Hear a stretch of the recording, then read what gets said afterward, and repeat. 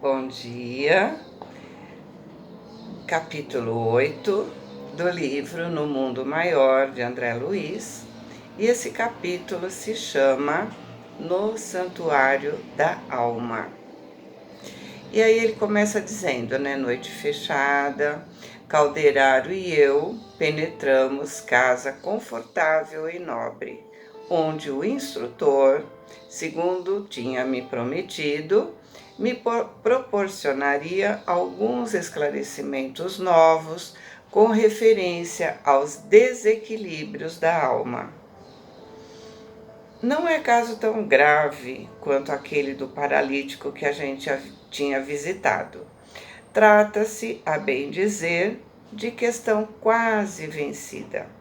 Há muito tempo assisto Marcelo, com fluidos reconfortantes, e a sua situação é de triunfo integral. Dócil à nossa influência, encontrou na prece e na atividade espiritual o suprimento de energias de que ele necessitava. Ontem, vimos um caso de desarranjo total dos elementos perispiríticos, com a consequente desagregação do sistema nervoso, em doloroso quadro que só o tempo vai corrigir. Aqui, entretanto, a paisagem é outra.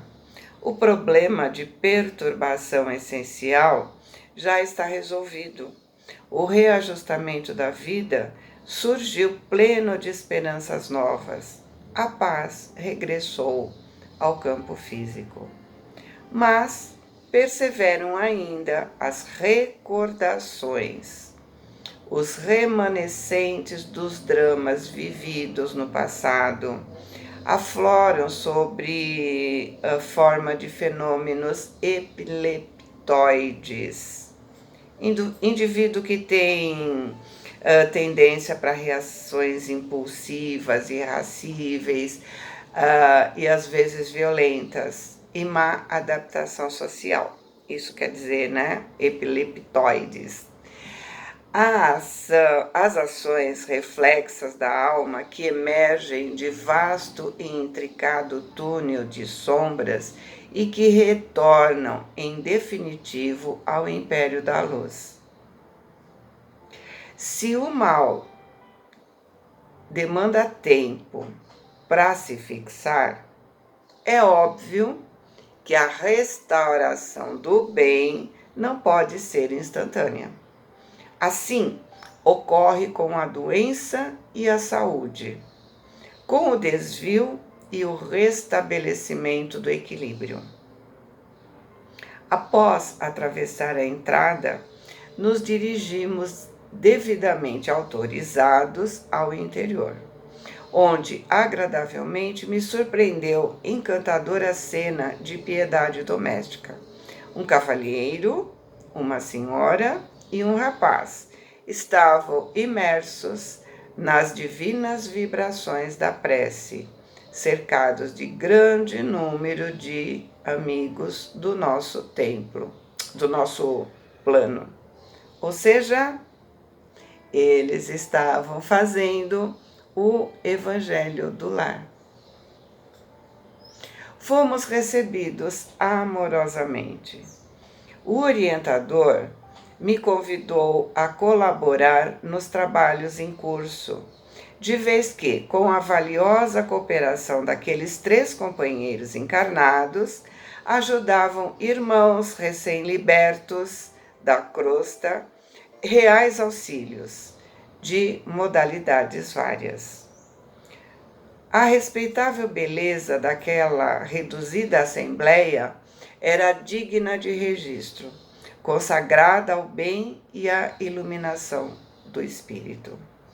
Admirando a harmonia daqueles 3 corações unidos nos mesmos nobres pensamentos e propósitos, e que maravilhosos fios de luz se entrelaçavam, o assistente amigo comentou com oportunidade: a família é uma reunião espiritual no tempo. E por isso mesmo, o lar é um santuário. Muitas vezes, principalmente na Terra, vários de seus componentes se afastam da sintonia com os mais altos objetivos da vida. Mas, quando 2 ou 3 de seus membros aprendem a grandeza das suas probabilidades de elevação, reunindo-se intimamente para as realizações do Espírito Eterno, são de esperar maravilhosas edificações. Compreendi que o instrutor estimaria me prestar outros esclarecimentos, ampliando a santificante concepção da família. Mas o serviço urgente não nos permitia mais longa conversa.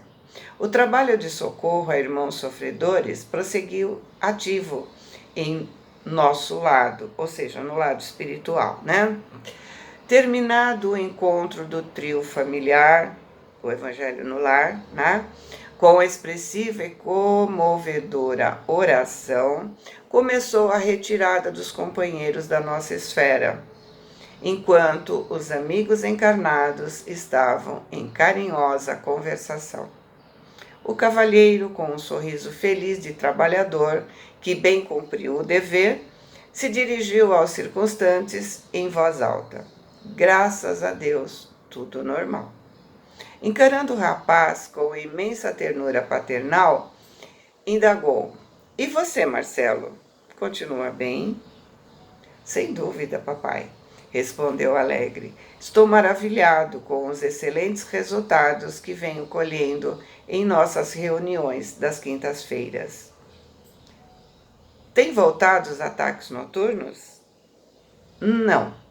À proporção que me esforço no conhecimento das verdades divinas, cooperando com a minha própria vontade no terreno da aplicação prática das lições recebidas, sinto que passo cada vez melhor e que me reforço intimamente, recuperando a saúde perdida. Reconheço também que, em me desinteressando da edificação espiritual, distraindo da minha necessidade de elevação, voltam as perturbações com intensidade. Ou seja, quando ora, melhora. Quando descamba, piora, né? Continuando. Nessas fases nocivas, desperto alta noite, com os membros cansados e doloridos, e sinto evidentes sinais de convulsões, me deixando longos momentos sem sentido.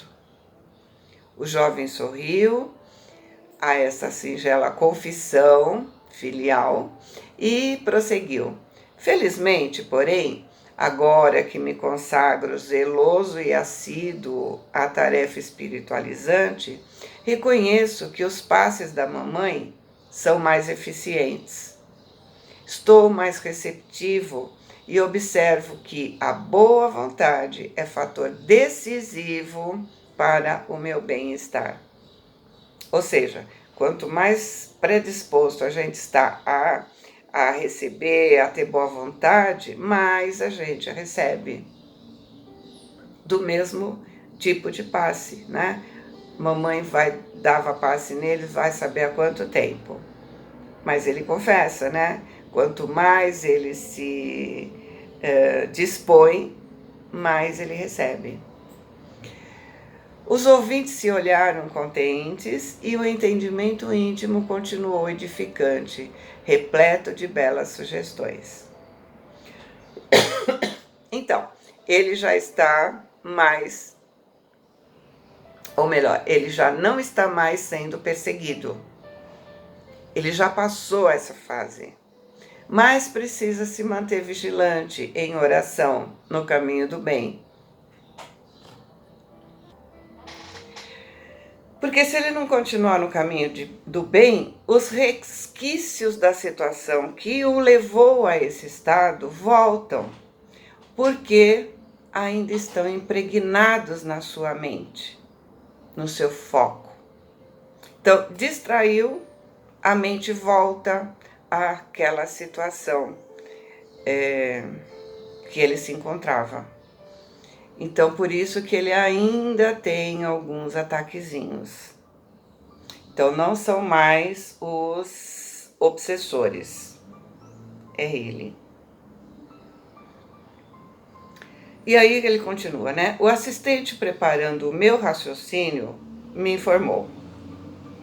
Certamente, não precisarei esclarecer que Marcelo se entretém com os pais. Possui outros irmãos que ainda não se afinaram com a sagrada missão do casal. Ele, porém, é portador de sentimentos elevados e generosos.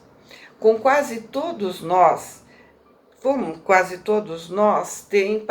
temos, né, um passado intensamente vivido nas paixões e excessos de autoridade.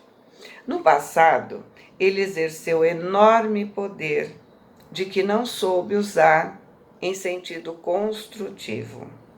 Senhor de vigorosa inteligência, planou em altos níveis intelectuais, de onde nem sempre desceu para confortar ou socorrer. Portador de vários títulos de honra, muita vez se esqueceu, mergulhando na vala comum dos caprichos criminosos. Impôs, assim, né, pelo absolutismo e intensificou o plantio de espinhos que o dilacerariam mais tarde. Aquela velha frase, né? A gente colhe o que planta. Quando chegou a hora da colheita do seu cultivo indigno, experimentou sofrimentos atrozes. Inúmeras vítimas o esperavam além do sepulcro e arremeteram contra ele. Entretanto, se ele errou clamorosamente, Marcelo, em muitas ocasiões, desejou ser bom e formou dedicações valiosas em torno do seu nome. Tais devotamentos, contudo, tiveram que aguardar a oportunidade de auxiliá-lo. Ou seja, não é porque ele fez tanta coisa boa que as coisas más simplesmente seriam esquecidas. Primeiro ele tinha que sofrer as consequências do mal para depois receber os benefícios do bem. Forte isso, né? Continuando. Os inimigos eram massa compacta e gritavam furiosamente, invocando a justiça vulgar. Aprisionaram Marcelo longo tempo nas regiões inferiores. Umbral, né? Saciaram velhos propósitos de vingança, maltratando sua organização perispiritual. Marcelo, em plena sombra da consciência, rogou, chorou e se penitenciou por vastos anos. Por mais que suplicasse e por muito que insistisse os elementos intercessórios, a ansiada libertação demorou muitíssimo. Porque o remorso é sempre o ponto de sintonia entre o devedor e o credor. Os desequilíbrios do seu perispírito o flagelaram. Assim, logo que ele morreu, né, logo que ele passou para o lado de lá, obstinados anos a fio, né, ele ficou na mão dos carrascos, né?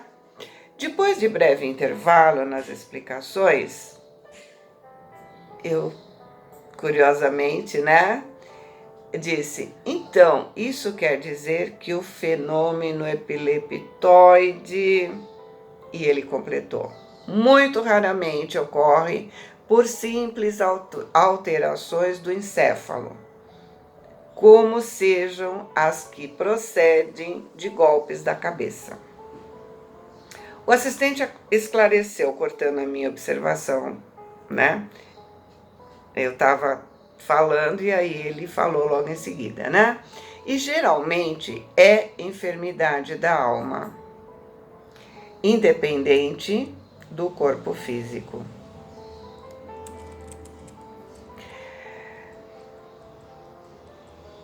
O corpo físico, gente, só registra, nesse caso, as ações reflexas. Longe vai o tempo em que a razão admitia o paraíso ou o purgatório como simples regiões exteriores. Céu e inferno, em essência, são estados de consciência. E se alguém agiu contra a lei, dentro de si mesmo, verá o seu processo retificador. Tanto tempo quanto seja necessário. Diante da realidade, portanto, somos levados a concluir que, se existem múltiplas enfermidades para as desarmonias do corpo, tem muito mais para os desvios da alma. O instrutor fez pausa curta, apontou para o rapaz e continuou. Mas, regressando às informações a respeito de Marcelo, é importante dizer que, pouco a pouco, ele esgotou as substâncias mais pesadas do fundo cálice de provas. Longos anos de desequilíbrio em que as vítimas, tornadas em carrascos, o abalaram com tremendas convulsões, através de choques e padecimentos inenarráveis. Clarearam os seus horizontes internos, tendo nosso irmão, afinal, conseguido se entender com prestimoso e sábio orientador espiritual, a quem se liga desde um passado distante. Foi socorrido e amparado. Perguntou ansioso por almas que lhe eram particularmente queridas, sendo informado que os seus laços mais fortes já se encontravam de novo na carne, em testemunhos e trabalhos dignificantes. Suplicou a reencarnação, prometeu aceitar compromissos de cooperação espiritual na crosta, a fim de resgatar os enormes débitos, colaborando no bem e na evolução de inimigos do passado, e conseguiu a dádiva, apoiado por abnegado mentor que o estima de muitos séculos. Tornou à esfera carnal e reiniciou o aprendizado. Ultimamente, renasceu acolhido em braços carinhosos, aos quais se sente vinculado no curso de várias existências vividas em comum. Agora, sinceramente, aproveitando as bênçãos recebidas desde os mais tenros anos, preocupa-se em reajustar as preciosas qualidades morais. Caracteriza-se desde menino pela bondade e obediência, docilidade e ternura naturais. Passou a infância tranquilo, embora continuamente espreitado por antigos perseguidores invisíveis. Não se achava ele atraído em virtude do serviço regenerador a que se submeteu, mas, ao topar com alguns adversários, nos minutos de parcial desprendimento proporcionado pelo sono, sofria amargamente com as recordações. Tudo prosseguia sem novidades dignas de menção, sob a vigilância dos pais e com o amparo dos benfeitores invisíveis. Ele se preparava para os trabalhos futuros. Mas, logo que se consolidou a posse do patrimônio físico, ultrapassados 14 anos de idade, Marcelo, com a organização perispiritual plenamente identificada com o corpo, passou a rememorar os fenômenos vividos e surgiram as chamadas convulsões epiléticas com certa intensidade. Mas o rapaz encontrou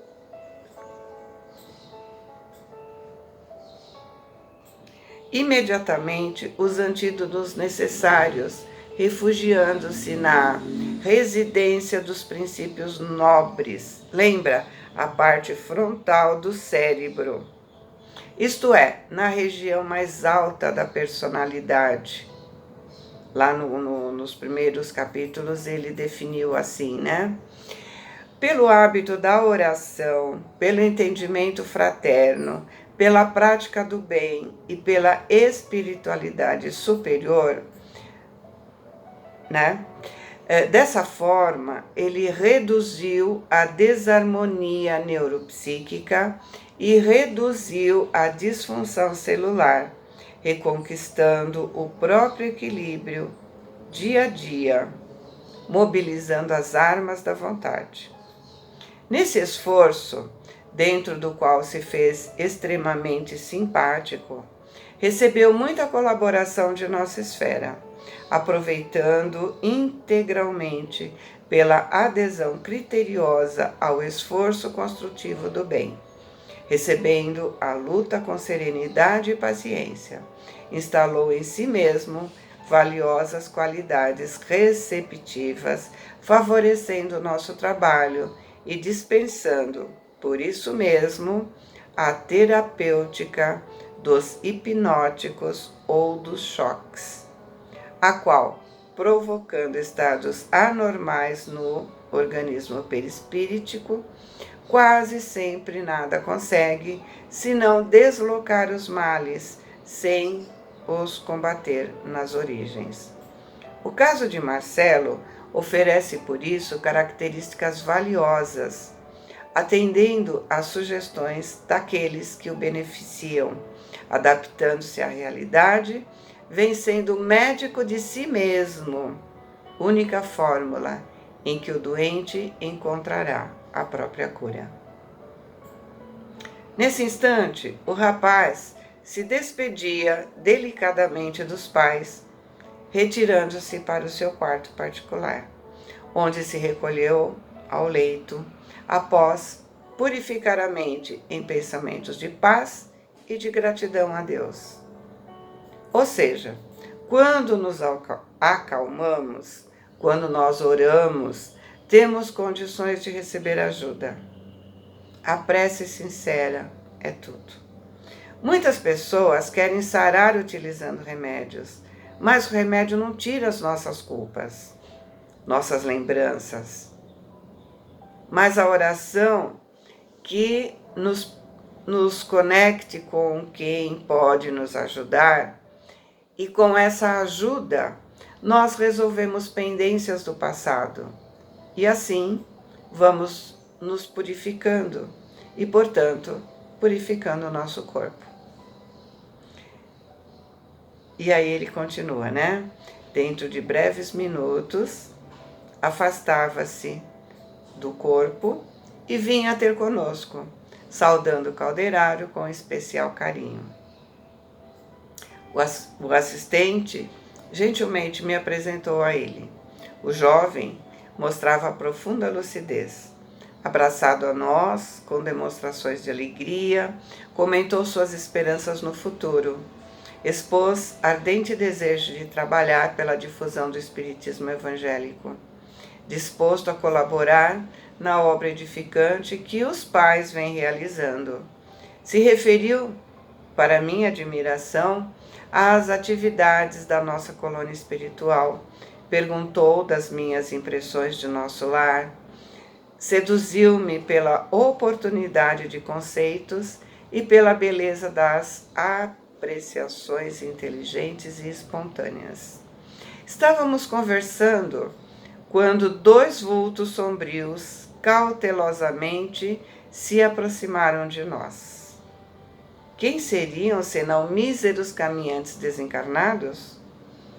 Inteiramente distraído, continuei nos comentários humildes, mas o estimado interlocutor perdeu visivelmente a calma. como se tivesse sido tocado no íntimo por forças perturbadoras. Marcelo empalideceu, levou a mão ao peito e arregalou os olhos descontroladamente. Reparei que as ideias foram embaralhando seu cérebro perispiritual, que não conseguia nos ouvir com tranquilidade, e rapidamente se desprendeu dos nossos braços, correu desabalado, retornando ao corpo. Quis detê-lo penalizado, porém ele estava perfeitamente sintonizado conosco.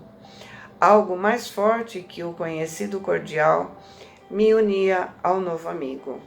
Percebi isso desde o primeiro contato, mas não pude detê-lo. Calderaro me segurou com vigor e exclamou: Deixe-o, André. Vamos acompanhá-lo. Não podemos esquecer que Marcelo não se encontra perfeitamente curado. Indicando as entidades provocadoras a pequena distância, prosseguiu esclarecendo: a simples reaproximação dos inimigos do passado alteram suas condições mentais. Receoso, aflito, ele teme voltar à situação dolorosa em que se viu há muitos anos, nas esferas inferiores, e busca apressado o corpo físico, como alguém que se socorre do único refúgio de que dispõe, em face da tempestade que se aproxima.